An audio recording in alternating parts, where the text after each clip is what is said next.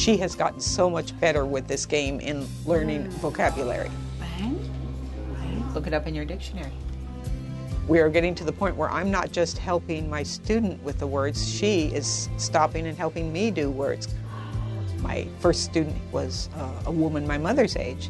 She did not read at all, and the best favorite thing for me with her was that she came to me months and months later. We were practicing addressing envelopes, and she came and said, "This is the first time I have been able to write the envelopes out for Christmas cards." That was good. It was difficult, but you did good. I would absolutely tell people to volunteer. There are so many volunteer programs out there. I have done a lot in my life, just giving back to people.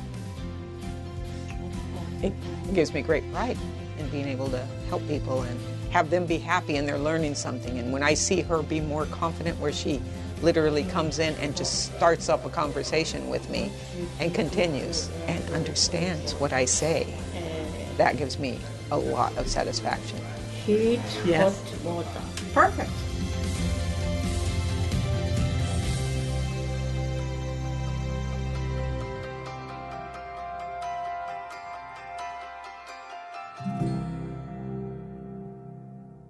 Have you started thinking about holiday shopping? Well, Glendale's the place to be. Let's learn about some safety tips to make your shopping experience even greater.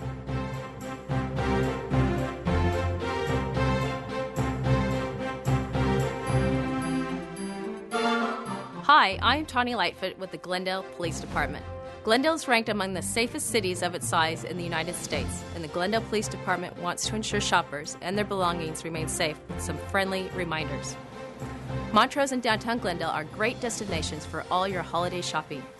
With the number of great gift, clothing, and toy stores on Honolulu Avenue, in the Americana, and in the Galleria, it's easy to find something for everyone on your list and accumulate a lot of bags. Many of our local stores would be happy to hold on to your new purchases so you may continue to neighboring shops. By avoiding frequent trips to your car to drop off your shopping bags, you have prevented a would-be thief from seeing bags being placed into your trunk and seizing the opportunity to take them. Car burglaries are most often crimes of opportunity. They can happen anywhere at any time, so we encourage you to not tempt thieves by leaving any items of interest in sight. Before arriving at your destination, place any valuables in the trunk, including bags, GPS, and their stands, and laptops. As we say, hide it, lock it, keep it. If you are not shopping local and instead ordering online, there are a number of safety tips to observe at home as well.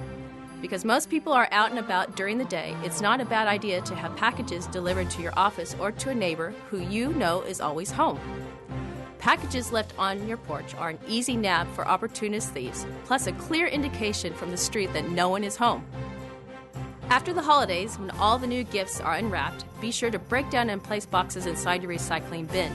Don't advertise your new flat-screen TV, computer, or gaming console by placing the boxes on or near the recycling bin. And, as always, when out shopping for toys and sports equipment for the children in your life, remember to pick up a few extra to donate to the Glendale Police Department's annual Cops for Kids toy drive. To learn more about the toy drive or other safety tips, please visit the city's website at glendaleca.gov.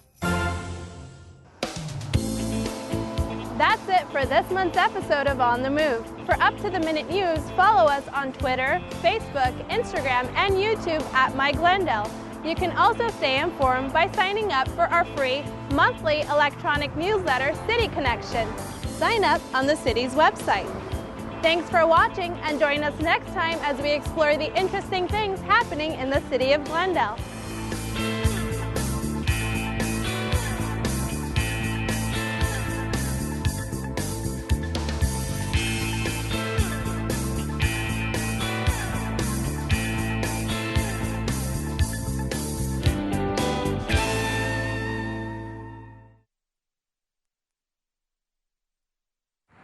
If one of the projects on this week's to-do list is to change the oil, there are a couple of things you should know before getting started.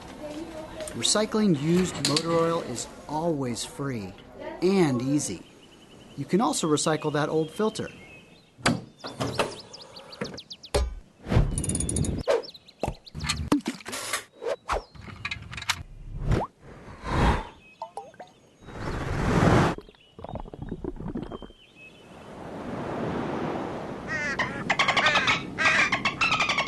Don't even think about it. Storm drains flow directly into rivers, lakes, and the ocean. You should never dump oil on the ground or down a hole. Used oil contains heavy metals and other toxic substances. Just put your used oil in a clean container with a tight-fitting cap or lid. It's best to use a reusable container, but it's okay to use the original bottles. Even if you put the oil in a container and put that filter in a bag, the oil will still leak out over time. Now, take your oil for one last ride. To the recycling center, look for these symbols in the front window during your next visit. And don't forget the filter. And did you know Glendale residents can drop off their household hazardous waste at the Environmental Management Center? Stop by Wednesdays and Saturdays from 9 a.m. till 1 p.m. or call us at 818-548-3227 for more information. Here's your check.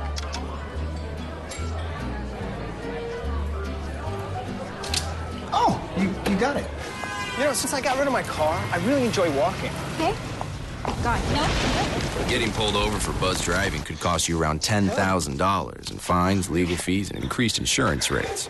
Oh, you're home early. You live with your mom? That'll set your game back a few years. Buzzed, busted, and broke. Because buzz driving is drunk driving. When I was in foster care, I never knew when I would have to move. So I always had my suitcase ready to go. Then one day, I was adopted. My new parents opened their hearts and home to me. My parents cook my favorite breakfast for me every morning. My parents take me on trips I never thought I would go on. They gave me a home and an even better reason to use that suitcase. My parents aren't perfect, but they're perfect for me.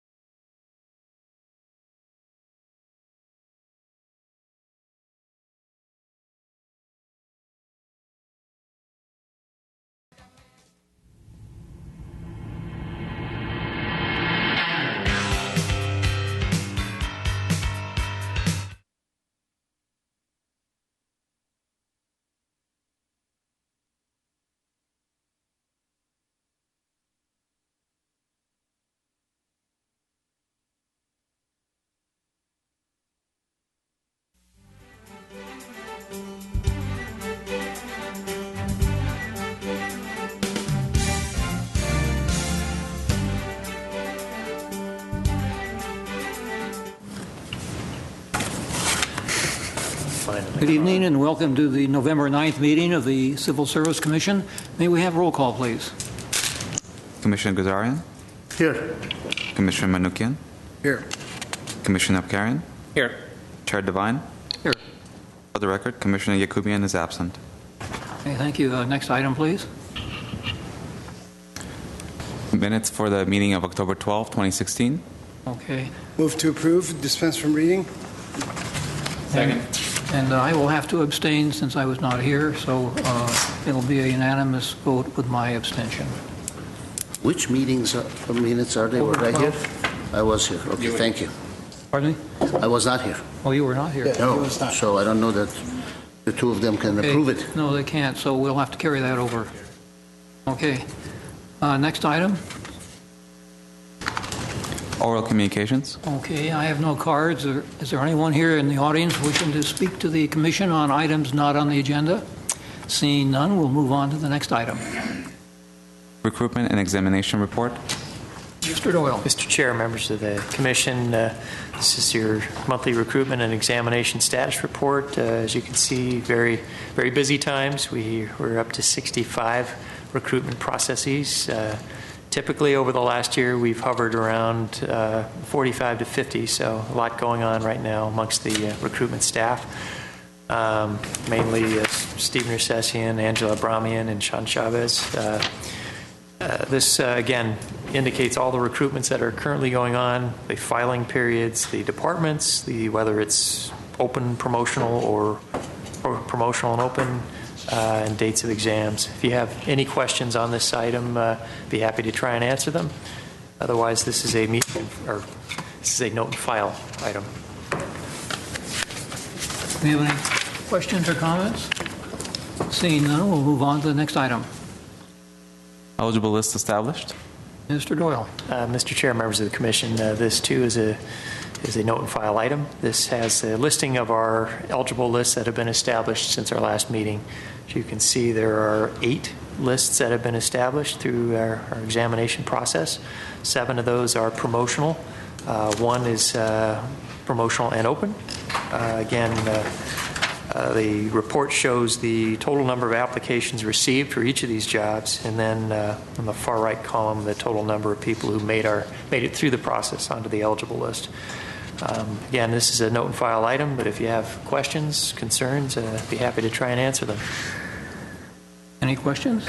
Seeing none, move on to the next item. Class specification for approval, ambulance operator coordinator. Mr. Doyle. Mr. Chair, members of the Commission, this is an item which requires action by the Commission. This is the establishment of a class specification within our fire department. It's the ambulance operator coordinator position. In the past few years, we have developed a core of ambulance operators. These are part-time / hourly employees. They're non-salaried, but they handle what's known as basic life support services through our emergency medical services program. They work in conjunction with our paramedics, who are our firefighters, handle what's known as advanced life support. These folks do the basic life support. There's a distinction in the level of care, medical care that's provided. The advanced is more a responsible level. They administer medications, drugs to people in distress. This position, again, will be overseeing the core of people that we have involved in the ambulance operator basic life support program. We have about 45 to 50 of these part-time hourly employees working on our behalf, and this individual will oversee that program and really coordinate, supervise, train, make sure all the ambulance operators have the appropriate certifications. So very important responsibility. It's a mid-management position represented by GMA, and it's here for your approval tonight. We have Deputy Chief Bill Lynch from the Fire Department and Ms. Hunanian from my staff if you have questions. Okay, any questions on the fire? Just one question. Either registered paramedic training program is desirable. Why wouldn't we at least say should be complete those programs? One of those programs should be completed within 12 months, 18 months, 24 months from the date of hire, because if it's that important of a job, shouldn't we actually require that they would have it completed within 12 months after the date of hire? Well, I'll probably refer this to the department to answer, but I know obtaining an RN, registered nursing program, does take a number of years to complete. How about paramedic training program? Paramedic training program, I believe, is a 6-month to 12-month program that's full-time. I mean, this is an important enough job that I think, if you want to put that he should complete it or she should complete it within 24 months from the date of hire, that's okay, but not to have something in here that says that a person who gets hired should complete that, at least the paramedic training program within 24 months, in my opinion, would be a little bit not something that we should do. We should definitely add that in, but I'll listen to what you have to say. Yes, Mr. Chair. And I'm sorry to interrupt you, because as to the same issue that my colleague raised, Commissioner Abkarian, so as you answer his question, keep in mind the definition in the essential functions as listed, because I'm a little confused as to, is this a position that coordinates the transport component, or it also relates to coordinating the medical quality assurance program, which goes to what Commissioner Abkarian was, as I see it, concerned about proper background. It says trains and supervises ambulance operators. I didn't even get that far. Okay, I stopped at that's okay. Because then it goes, ensures the department and appropriate personnel are in conformance with state and county emergency medical technician regulatory requirements. So it begs the question, how can one do these tasks absent certain background, educational or otherwise, technical or training? So those would be my concerns as related to Commissioner Abkarian's concerns. Yes, sir. Mr. Chair, members of the Commission, to speak on that, the difference with the EMT and the paramedic is obviously the level of training and with the paramedic being able to administer drugs, advanced life support. This position would supervise EMTs. Just as I would relate that to, we have battalion chiefs and captains that are not paramedics that do supervise people or personnel with paramedic license. So this position may not have the training above, but equal to the position to supervise as far as the medical care. As far as QI, you mentioned QI, and we do have a nurse educator that we utilize for all of our QI and a medical director. There is some QI that is done in this position for the EMT scope of practice. The paramedic scope of practice is overseen by the nurse educator, who we use is contracted with UCLA, and also through the medical director. I feel that an EMT level supervisor can supervise these employees. I'm very confident in that. Would at a minimum, not that person supervising the EMT level personnel himself or herself be at least an EMT as well? The person is an EMT. That is a requirement, yes. Okay. Minimum requirement would be EMT. The experience, I believe, is 5 years or so? 4 years EMT or 5 years with one of those years being as a supervisor position of EMTs. Is there any,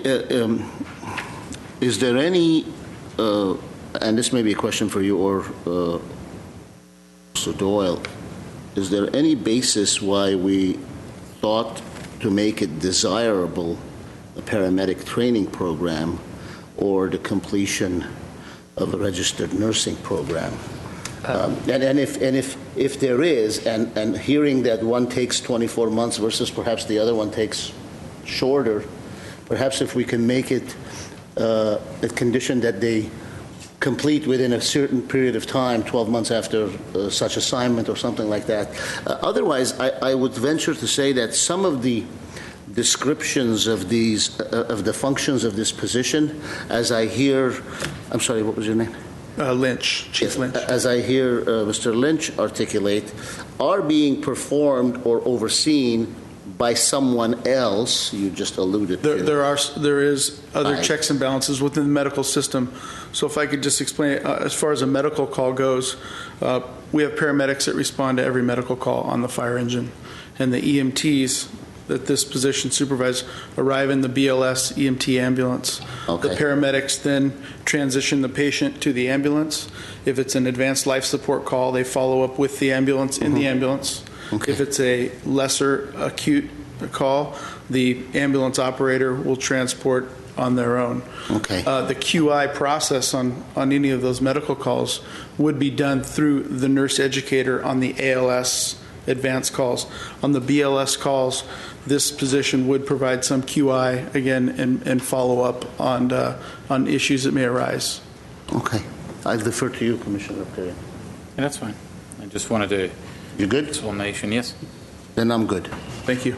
Okay, do we have a motion? Move to approve. Have a second? Second. We have unanimous consent on that one. And next item, please.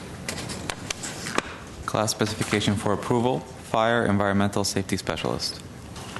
Mr. Doyle. Mr. Chair, members of the Commission, this is a class specification, the Fire Environmental Safety Specialist Series, also within the Fire Department. This is a series dealing with fire prevention and environmental inspections, investigations, and plan checking of related activities within the Fire Prevention Bureau. This is a specification that hasn't been updated in a number of years, but really the biggest change, and there are a number of things, but the biggest change with this would be the establishment of a classification of principal fire environmental safety specialist above the existing other two classifications within the series. We are very soon now we'll be having the retirement of our current fire marshal, Stuart Tom, who has a very strong, diverse background, engineering background, and this it will be a loss to the organization. We are looking at creating this principal level position to hopefully provide promotional opportunities to somebody to take on some of the more technical aspects of the job, and really a leadership role and a promotional opportunity. After Fire Marshal Tom leaves, we will be rotating one of our battalion chiefs into the traditional fire marshal role. So it'll be a different level of expertise, but the idea being that we would like somebody within the series to have more of a leadership role in this organization. Also, the other changes that are being looked at really are I would say kind of beefing up the minimum requirements with regard to both additional educational background, more of an emphasis on engineering, and some of the certifications and programs available through the State Fire Marshal's Office. So I think this is a good change, an important change for the Fire Prevention Bureau. And again, if you have questions, plenty of people here to help you answer them. Fire Marshal Tom is here, as well as Ms. Hunanian, if you have more specific questions. Mr. Abkarian? I actually don't have a question about this item. I just wanted to just comment on Fire Marshal Tom real quick. I've known him for many, many, many years. I was just told that he was here a few months when I first met him, and he's done just an incredible job in this city, and I'm sure the city will be missing you and missing your services. So for that, on behalf of one of the citizens in the city, I want to thank you for all you've done for the city. He's bailed me out so many times, I don't even know where to begin. And Sam follows a nice comment. He is, I mean, every time I've gotten into trouble with understanding, before building safety, then over to the, where all my gas station friends have to go to get the clearance for these reports. I mean, he's just been phenomenal help and a tremendous asset to this community and this the city. So, but we know where you live. So anytime I get stuck, I'm still going to come out and reach out for help. So thank you for everything you've done. I really mean it. Okay. I do have a question, and if I could have Mr. Tom come up. I'm going to ask him a question right before he retires. Yeah, this is a tough That's one. all right. Can you ask him why he's retiring? I could, but I don't know if he's going to tell us or not. Right. Anyway, two things. Number one, I wanted to echo the thoughts of my two colleagues. I certainly wholeheartedly agree with their comments. I've known Mr. Tom, for many, many years. We started together with the city of L.A.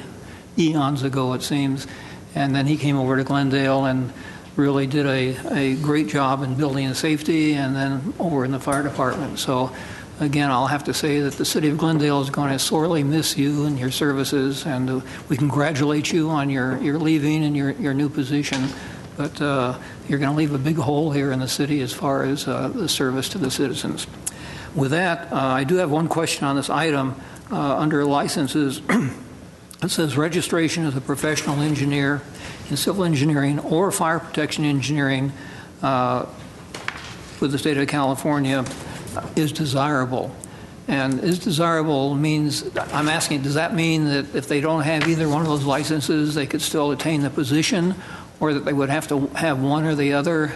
And so can you explain that item and the actual requirement as to whether they need to be a registered civil engineer or fire protection engineer? Mr. Chairman, members of the Commission, first off, before I start, I would like to comment. I've known most of you for almost 2 decades, and even longer in some instances. It's been an absolute pleasure working here at the City of Glendale. During those past 2 decades, of course, I've had numerous occasions to address the Commission, and I'm just so impressed with what this Commission does. So as much as you thank me, thank you for all that you have done for us. Getting to your question, Chairman Devine, it is strictly a desirable feature. Within the Fire Prevention Bureau, we have found that having at least one, if not more, members of staff that are registered as a professional engineer has benefits that are just almost immeasurable. They're just so valuable. But we don't want to make it a mandatory requirement, because there are also highly qualified individuals out there in the fire prevention profession that have not attained that professional license. And so we don't want to exclude them from consideration, but by virtue of the fact that having a professional licensed engineer on staff just opens up so many opportunities. We did want to list that as a desirable feature. So either or would be a desirable feature. Neither one is mandatory. Thank you very much. Any other questions? Move to approve. Second. We have unanimous consent. Congratulations. Thank you very much. Thank you, sir. Thank you. Next item, please. Class specification for approval, Chief Assistant General Manager, Electrical Services and Power Supply. Mr. Doyle. Mr. Chair, members of the Commission, this is a class specification for a newly established classification, the Chief Assistant General Manager for Electrical Services and Power Supply.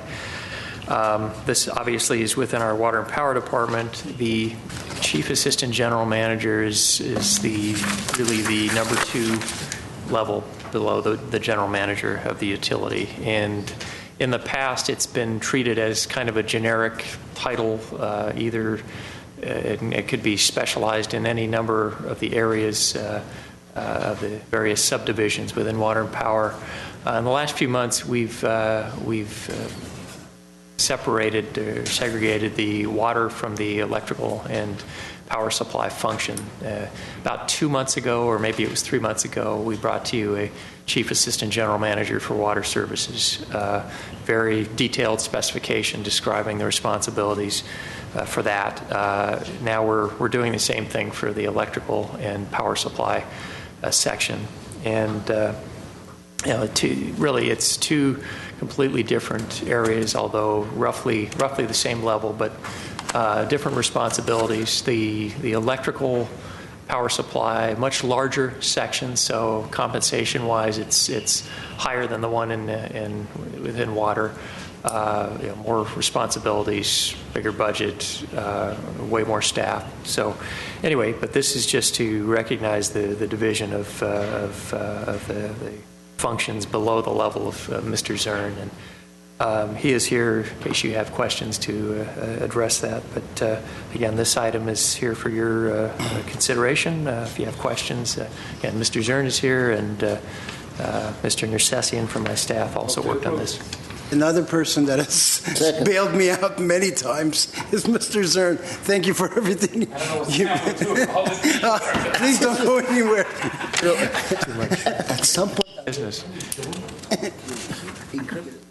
I'm no. Hey, my legal counsel says I need to shut up. I'm just glad the chief of police isn't here. I know. And if you say that about chief of police, then we got some major problems. Oh my God. Anyway, do we have a motion to approve? Yes, I made a motion. Second. That's unanimous consent. Thank you, Steve. Next item, please. Job bulletin for approval, IT applications analyst, departmental application support. Mr. Doyle. Okay, Mr. Chair, members of the Commission, this is a job bulletin, not a specification, but a bulletin for approval within our ISD department. I've said this many times, not all bulletins are brought to you that are required to come here for Commission approval. But one situation when we do is when we have a bulletin that was recently posted promotionally, and we're seeking to have it posted open, meaning open to anyone outside the organization and the labor market. We bring these back to the Commission for approval, and if there's any objection internally by the staff or the associations, they would have that opportunity to express their concerns. In this situation, again, it's someone dealing with from a mid-management level professional position, dealing with IT applications throughout the organization, and we have lots of those throughout our various departments: public safety, police, fire, water and power. And we would like to have this as an open recruitment. We feel the expertise that we need, we'd be more likely to find in the general labor market than just to isolate it internally. So we're hoping to have a broader pool of candidates with the expertise to support the various applications that we have here in the organization. So if the Commission does approve this bulletin, we will post it shortly and hopefully have some strong candidates for the position. That's the substance of this item. Mr. Ganley, who is our Chief Information Officer, is here, and Ms. Abramian from my staff worked on this bulletin as well. So, move to approve. Second. We have unanimous consent. Next item, please. Thank you, Brian. Good job. Oh, I'm sorry. I apologize. There's a question here. I'm really sorry. No, that's okay. Go ahead and That's okay. That's okay. We can reopen it. Can you? Please, sorry, I apologize. We're going to reopen that one. Mr. Gazarian. I only had one question, and we've been talking much about what's desirable, what's not desirable. It caught my eye that on the education training we were saying graduation from high school or a GED, but then the desirable, we're jumping all the way up to a bachelor's. I was wondering, I suppose since it's desirable and it's not a requirement, it's okay, but something less than a bachelor would also be useful as well, perhaps if there's an AA degree in computer science and things of that sort. But that is correct. That's all I was... The focus on this is really their knowledge and experience in these various applications. Okay, thank you. Thank you for reopening. I'm good. Thank you. All right, do we need to take another vote on that, or will it stand? Thank you. Next item, please. Report on past due employee performance evaluations. Move to approve. Move to approve. Funny, this is the... sorry, I apologize. I'm sorry. Would you read that on the record, please? Report on past due employee performance evaluations. Okay, Mr. Doyle. Mr. Chair, members of the Commission, this is an item that came up earlier this year relative to our past due performance evaluations. The gist of the discussion a few months back was, what can we do, for lack of a better term, to shorten the period of time that we allow for past due evaluations to be reported. And I mean, this has always been a very high priority by this commission, as those of you who've been on this commission for a while are aware of that.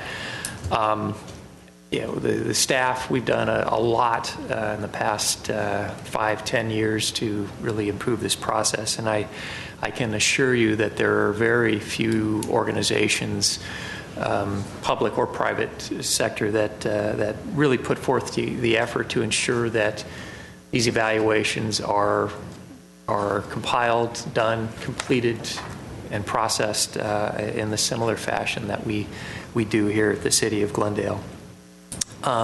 When this item was first brought up earlier this year, we did take two very affirmative actions to try to address some of the concerns of the Commission. The first thing was to require the department head to be present at the Commission meeting after the second late notice versus the third. Again, I think the majority of the Commission felt that there was enough time that had gone by, even just in the second late notice, to require that the department head's presence. So that was a good change, I think. The second change was to have this past due report done for the first meeting, first Commission meeting of each month, as opposed to the second one, which would cause fewer days to elapse between when it was due and when it would come before you. That's become kind of a moot point, since we've now come to having one meeting per month. So, which happens to be the first meeting, or the one on the second Wednesday of each month. So anyway, but at the July meeting, Commissioner Abkarian again requested that we discuss this item further, and I think there was some discussion regarding the due dates and the grace period that we allow, and the number of days that elapse when these past due evaluations actually do come before you. And what we've tried to do is explain that a little better by way of the graph on this report, and hopefully the example provided here shows you, the days that elapse and how it comes to be a first notice and then a second notice and all that, relative to when it's first due to when it comes before the Commission meeting. So anyway, I'll leave this for open discussion with the Commission. But I do want to say, as the Commission is aware, or you should be aware, because we've talked about this a number of times, the city is undergoing a significant revamp of our personnel, payroll, HR automation system. It's we refer to it as the Enterprise Resource Planning system, which it's a major project, and it's going to be a complete overhaul of the system we have in place, which is an Oracle-based product known as PeopleSoft. We're moving to a smaller, more, I would say, a more applicable sized product that works well with mid-sized level organizations such as ours, called Tyler Munis. And in that process, we're looking very closely at this issue in particular, the evaluation process, and seeing that we can automate that as part of the new system that takes effect.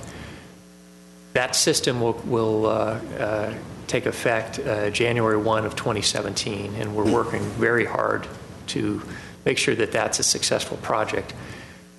The performance evaluation component on it, we're looking at those things right now. I think the main priority of that particular project is making sure we have payroll up and running on January 1. Otherwise, we're going to have a lot of really angry people.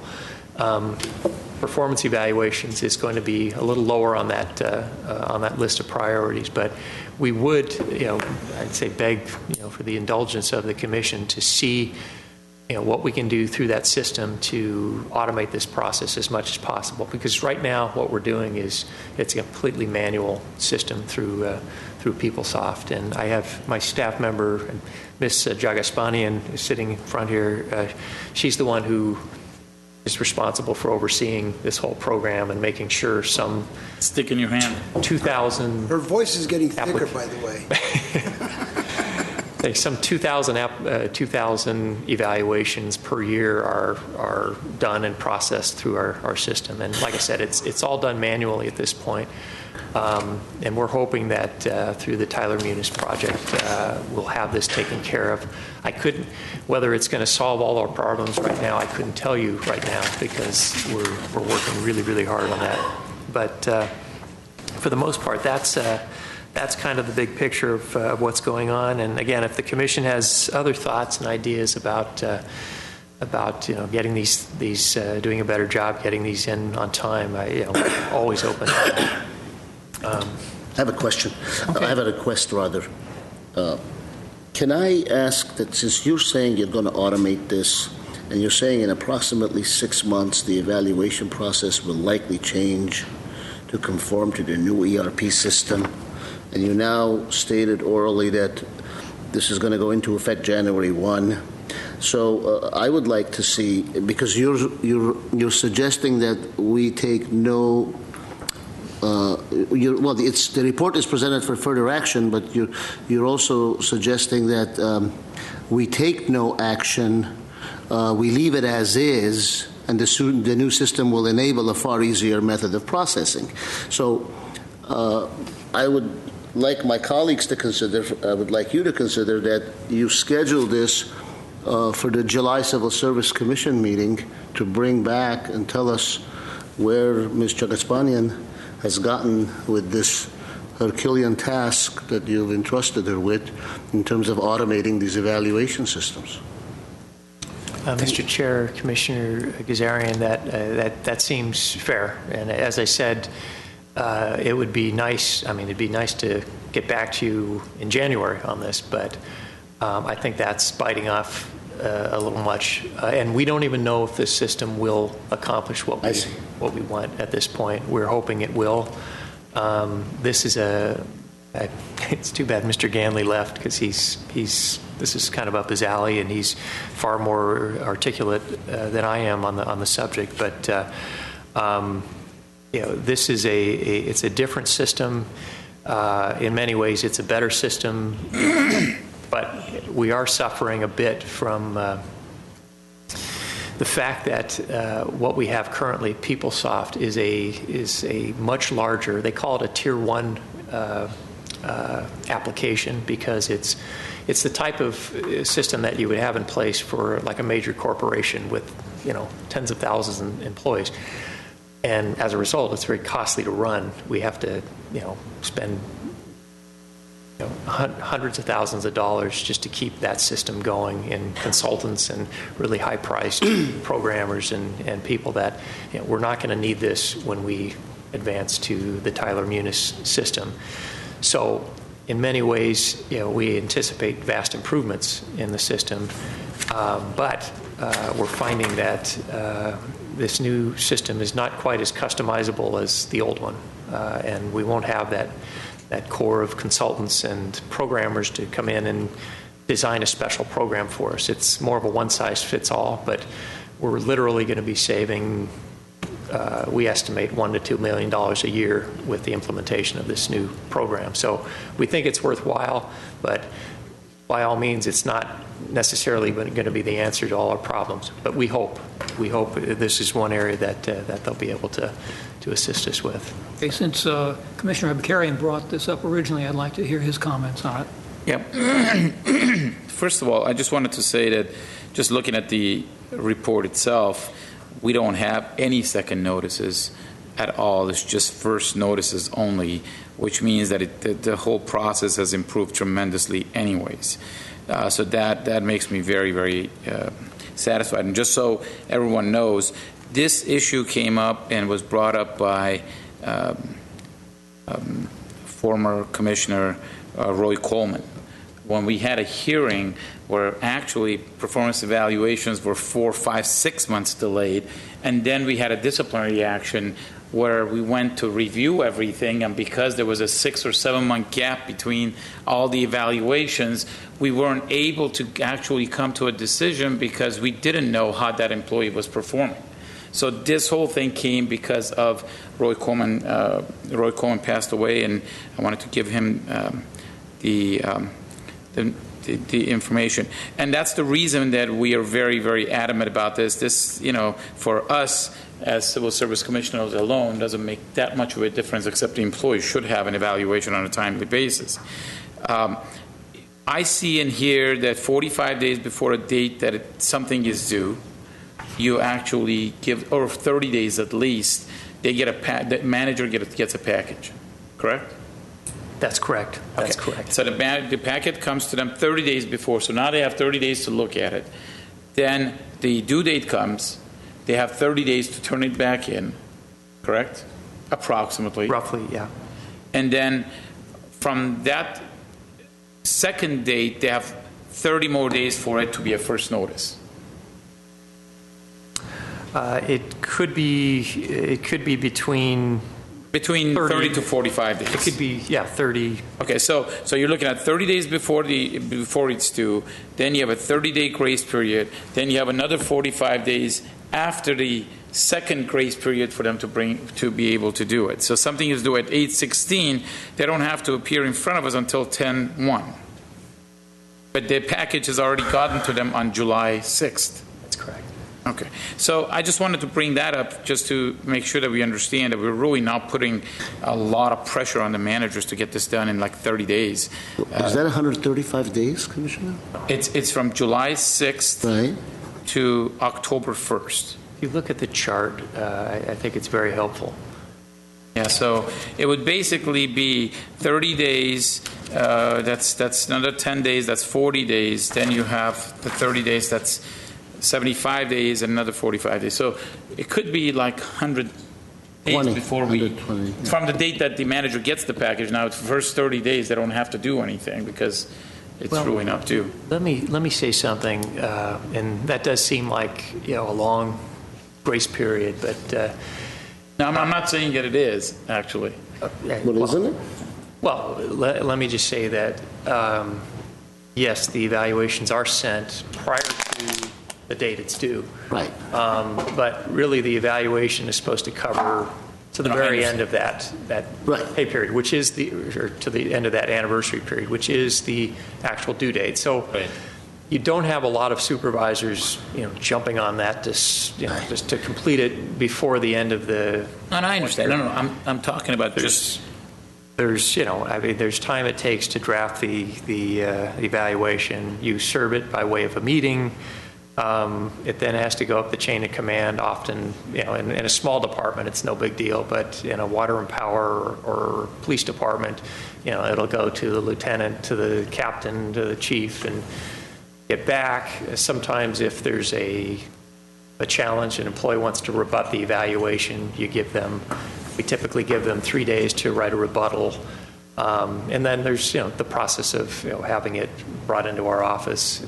So there are things that could just processing time that you need to allow for. The only reason I brought that up was to state that requiring them to come on a second notice is actually not unreasonable. Mm-hmm. That's the only reason that I brought that up. I'm just bringing it up not because I think that the first notice shouldn't come, but us moving the requirement for them to show up in here on the second notice instead of a third notice, because that's an additional 30 or 45 days, is really not unreasonable. And it seems like every single department has met that requirement anyways. That shows that they can actually do this. You know what's flawed about this chart? Something is really flawed about this chart. It really, really is.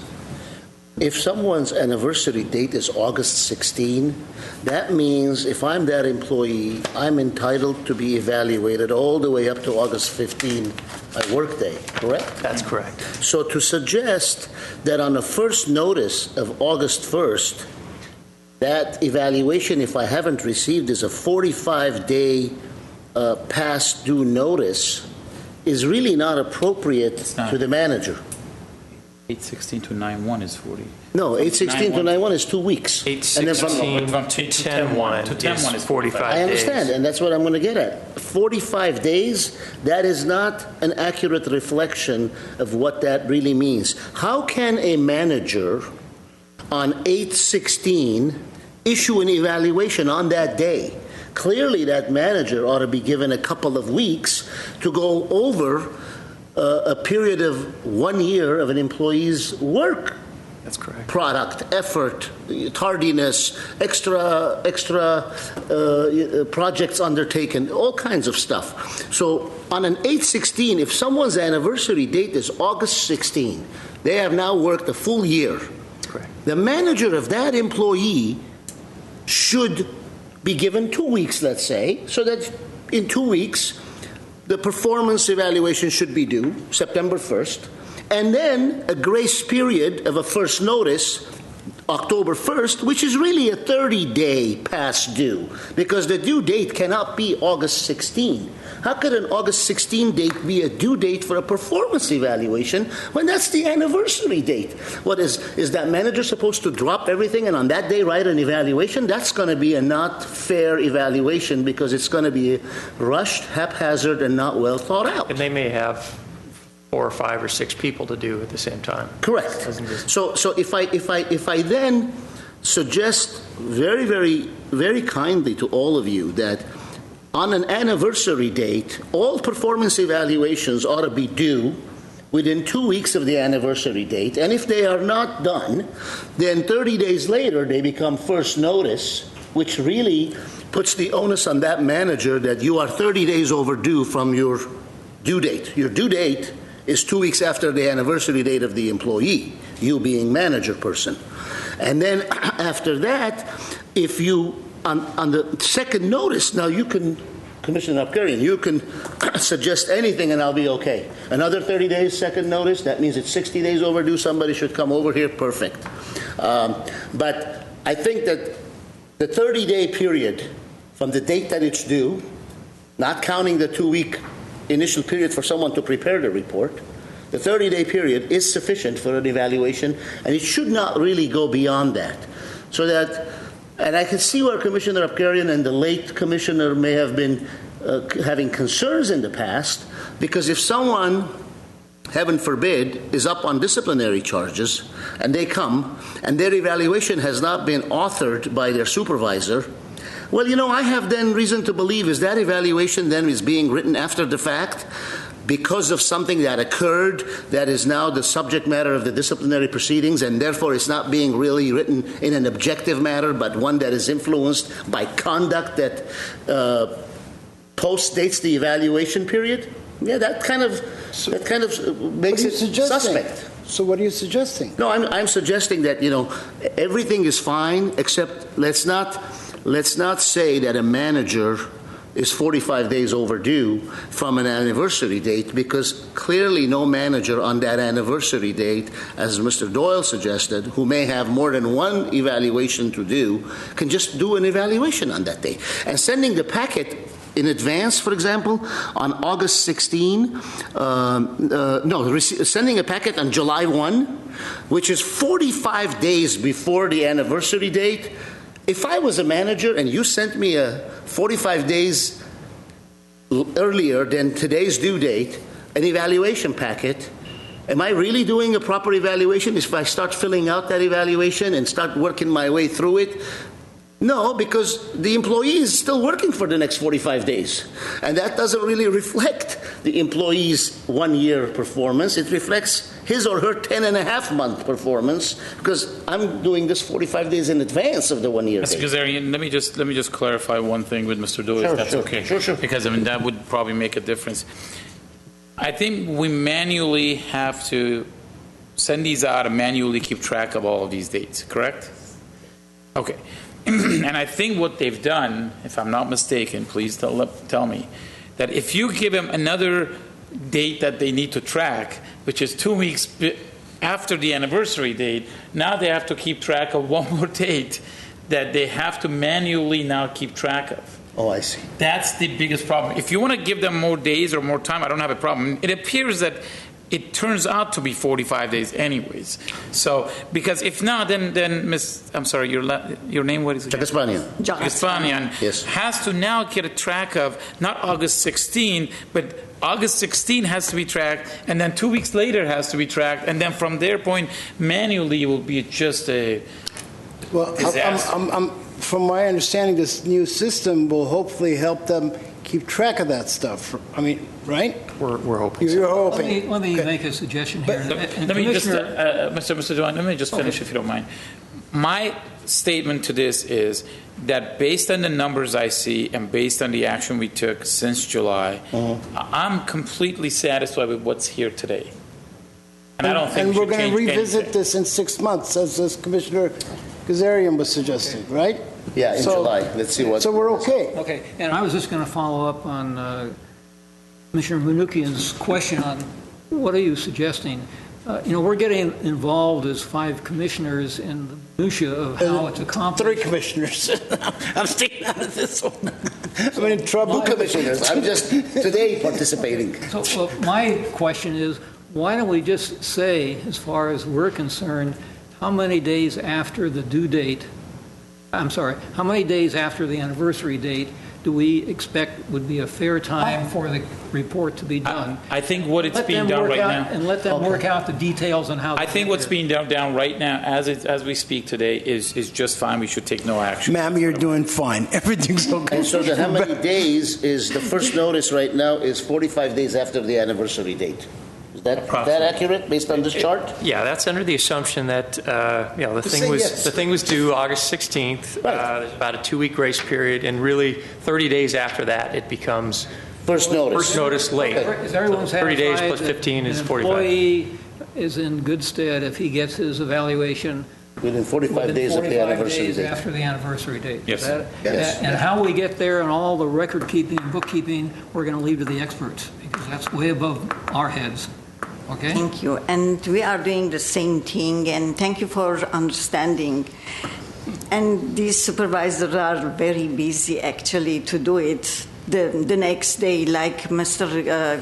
Councilmember Bazarian said, the same thing. Not Please don't not call him a God forbid. Oh my Heaven God. forbid. Never. God. Probably we have Mr. Kazarian as our council member. Never. Okay, God help us. Unless something happens. Unless something happens to change my Citizens mind. of Glendale. Yeah. Never unless. Yes. Okay. So Never unless. Go ahead. Unless I get mad at somebody. Okay. No. Yeah.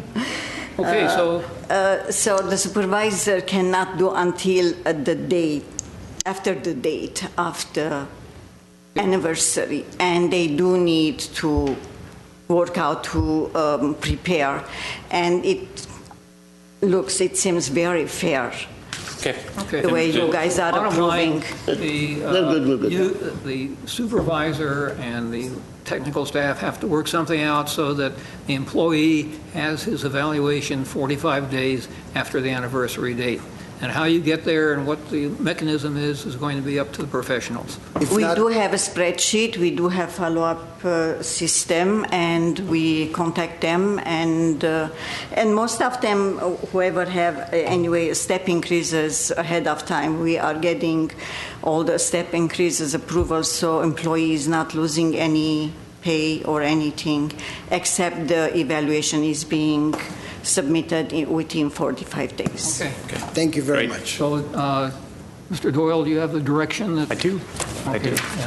You're good with anything? Okay. Councilman Kazarian is happy, everyone's happy.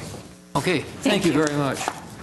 Okay, the next item is reorganization of the commission, and due to the fact that we have one of the commission members missing today, I'm going to ask that this be continued until we have a full commission to vote on this item. Okay, next item. Reports? I think we've gone over that. I think we just moved to the next one. What did we? This is the actual report. Oh, the actual report. Yeah, the past 2 performance evaluations. I didn't see anything that stood As out. Commissioner Bakarian pointed out, we're doing very, very well. Looks like 11 of the 14 city departments have no past dues, so very good. Okay, next. Civil Service Commission, staff comments. Do we have any? I have a comment. Okay. God bless America. Amen. Thank you. Do we have any staff comments?